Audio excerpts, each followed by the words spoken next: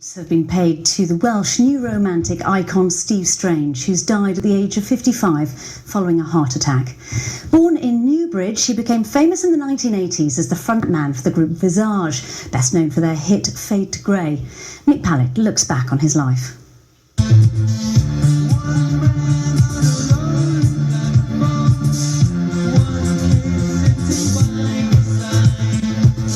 1981 and Fade to Grey was a hit across Europe that catapulted the boy from the Gwent Valleys to fame and fortune. Steve Strange was a pioneer of the post-punk new romantic revolution. The frontman of Visage was dubbed the Peacock Prince and became a millionaire pop star, fashion guru and nightclub owner. He grew up in Newbridge as plain Steve Harrington before heading for London at the age of just 15. Back in 1996, he told Wales Today he knew he was destined to leave Wales because even at school he just didn't fit in. I remember being sort of the outcast at school, but having my hair bright orange. I knew that I wasn't going to stay in Newbridge. I knew that I was going to go away and do different things.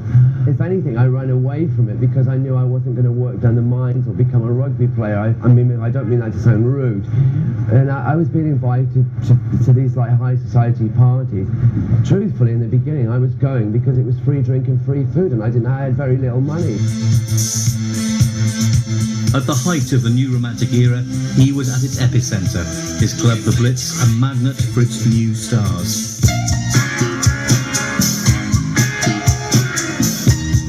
Even established stars like David Bowie was drawn to his style and fashion and asked him to collaborate on the video for his #1 hit, Ashes to Ashes.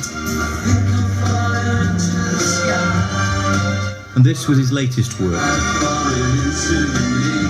Just last month he was in this Welsh studio working on some new songs with his friend Jayce Lewis. This is last recording, so that's a very sad recording.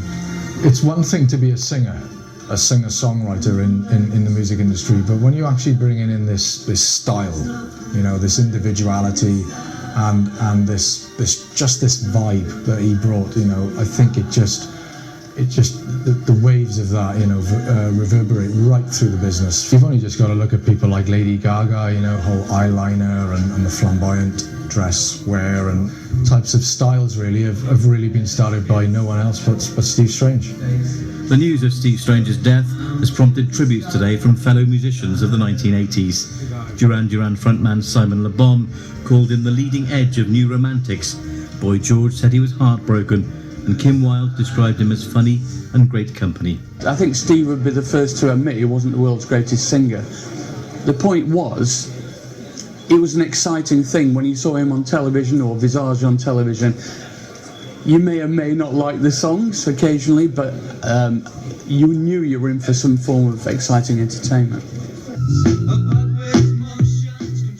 At the height of his stardom, bad business deals plunged him into the depths of heroin addiction, costing him his fortune and nearly his life. Eventually he moved back to Wales and was living in Porthcawl.